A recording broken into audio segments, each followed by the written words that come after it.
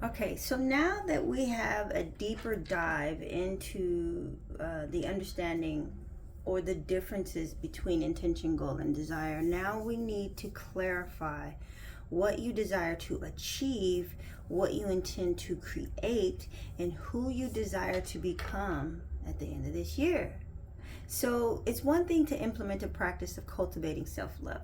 Like, that's great because we all neglect, all of us are guilty of neglecting ourselves in that department. However, to consciously tie that practice into an intention to create the life you desire will take the journey to the next level.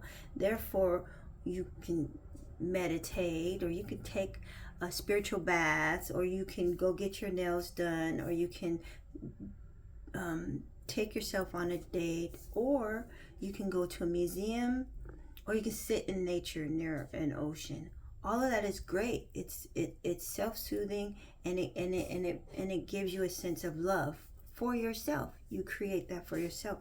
But tying it into an intention to be healthier, or to be more loving, or to attract better people, like the tying it to an intention that is tied to the end of your year is also a very key essential step in this journey here.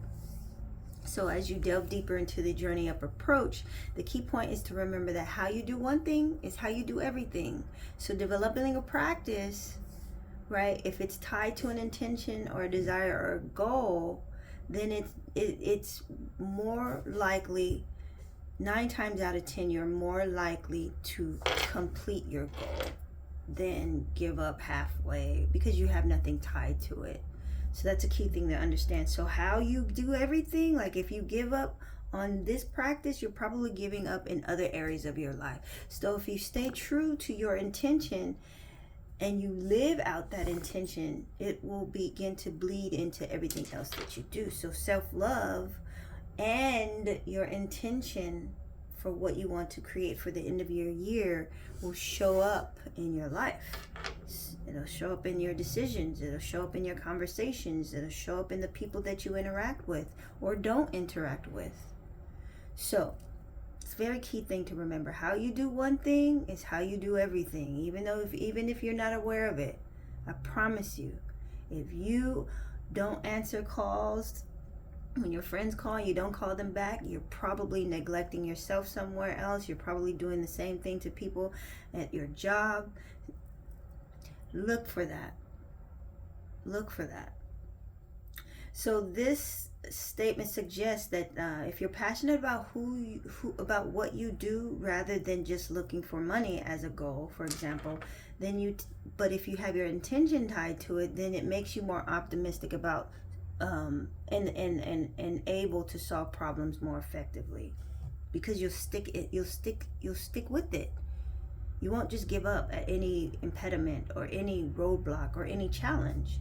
You'll see it through, because it's tied to a value. It's tied to what you want to create. It's tied to you and your intentions and who you want to be. Because if you give up on this, is this tied to who you want? If you give up on your goal or your dream, does that person that you're being, the type of person who achieves who you aspire to become or what you aspire to achieve? So you got to look at that. Those are the things that help bridge the gap between idea and the thought of an idea and the creation and the actual manifestation of that. So again, these are just things to look at as you're going along. So some tips on how to set intentions, goals, and desires. First and foremost, decide what you want clear for yourself and your life. And that might be multiple things. That might be one thing. Be clear on what truly matters to you, because you're going to have to start weeding out things that are not aligned with what you really want. So you need to figure out what really matters to you. And then you need to explore many areas of your life that might require upgrade or healing or transformation. It's very important to delve into those areas. And then lastly, be specific about what you want to achieve and when you want to achieve it and why you want to achieve it. The why is very, very, very important. So be sure to consider that what you need to do to accomplish these goals, you'll be so that you can break those things down into little bitty tasks or steps, or be able to ask for help in certain areas where you can't do them or accomplish them by yourself. And then also kind of think ahead on what impediments might come up, what challenges you might have, what things that may come across your path that will make it easy for you to quit or give up on yourself. Get an idea of what those things are now so that you can have an idea of how you will circumvent them. It's important to see that in your head already, to have it already understanding like, oh, okay, I might run out of money at the end of the month. So what am I going to do when that happens? How am I going to continue to maintain self-care so that I get here to my goal? How do I stay true to myself? Regardless of what challenges come up, what am I willing to do to make sure that I don't give up on myself? So that's that.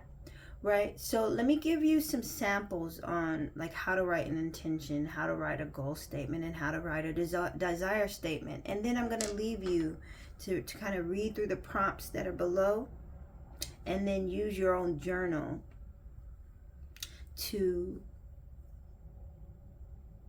answer these prompts. Now, I actually welcome you to submit your journal entries. You can type them up on a note or a Word document, and you can actually submit them, and I'll look them over, or you can share them with your community. Remember, community is essential. Be sure to share your goals and your statements with your accountability partner. Okay, so sharing is very, very key in this process. So sample intention statement, it reads like this: by the end of the year, I intend to, and then you want to describe the area of growth or the potential the potential experience that you're seeking, right? I intend to be a millionaire. I intend to be someone who can speak authentically, honestly. You see the difference? That one was a goal and one was the intention. Because the intention is who you need to be, how you need to feel, what you need to, like, what are some things that you need to see about yourself, and how do you need to be honest in a specific moment, so that I may become or be. So describe the type of person that you choose to become or you aspire to be. And then for the purpose of, so describe the purpose of becoming. What does that fulfill for you? Right? So again, by the end of the year, I intend to describe the potential growth or the potential that you're seeking, the area of growth or the potential that you're seeking, so that I may be or become. Describe the person you aspire to become. Not just the goal, but the overall person that you aspire to be. And then for the purpose, and I intend to become this person so that I can, what's your purpose? What is the purpose of becoming this? So that I may serve other people. So I may use my gifts and talents to make other people motivated and inspired. But that's an example. So setting a goal statement. So that's kind of, again, remember, SMART, so that it's specific, measurable, attainable, results oriented, and then timed.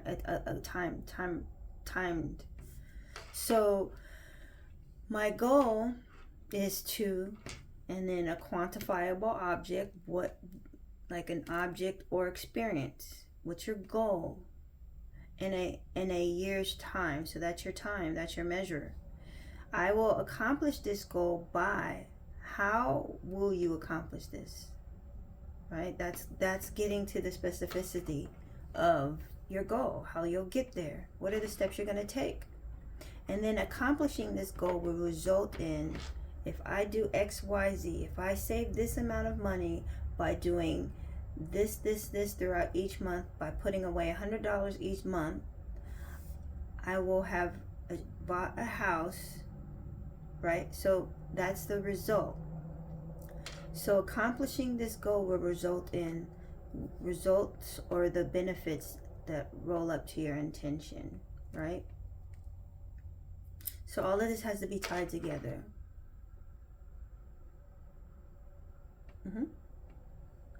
Feel free to reach out if you don't have, if you have questions or concerns. All right, so the last one, desire statement. So this is a little bit more about your feelings and the experience that you're going to have as a result of reaching your goal. Like, but what's the driving force? The driving force should not be another goal. Like the driving force should be like a desire, a passion, a why, or a feeling, or a sense of something.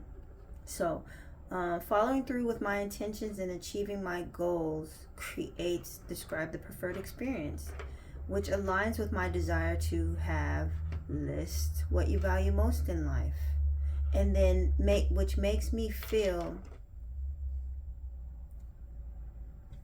and describe the feelings that you'll have as a result.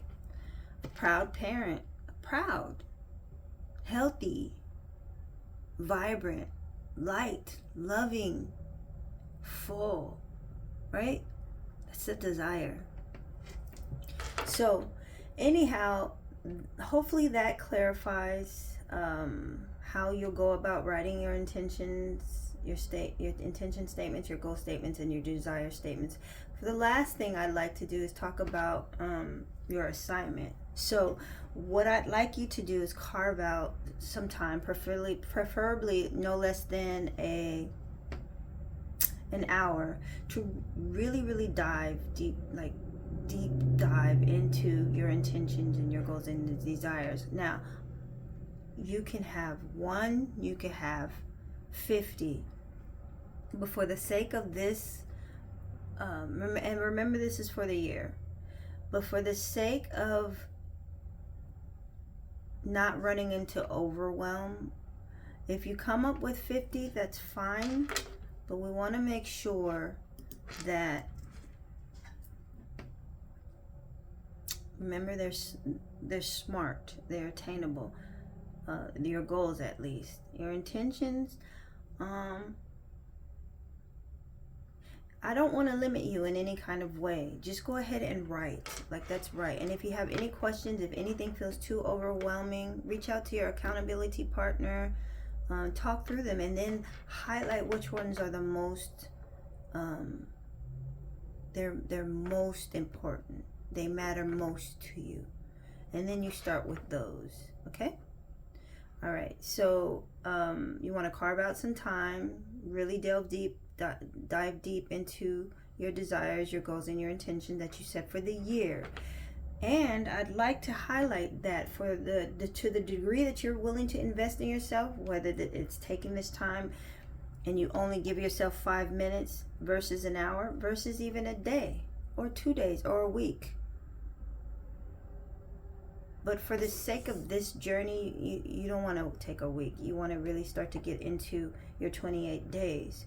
So give yourself the time that you need to really get clear. Clarity is very key, right? So to the degree to which you are willing to invest in yourself is the level at which you will begin to see your dreams and aspirations come to fruition. The level or the degree to which you are willing to invest in yourself is the level at which things will come into fruition for you. So I encourage you to do what you may not want to do now, so that you don't have to do, so that you can do what you want to do later, right? Don't worry about the time that it takes now, because it's necessary. But in order for you to do what you want to do later, you got to make that investment. Okay? All right, so I implore you to kind of get a look at these prompts, these journal prompts. I won't read them to you. You can read them on your own. But meditate on them a little bit before you journey, before you jot them down in your journal. Okay? I think that's key. All right, Queen. Again, I'm going to remind you to continue enjoying the journey. Now it's time to define your passion, potential, purpose, and power. So don't forget to click complete so that you can move on to the next segment. Ashe.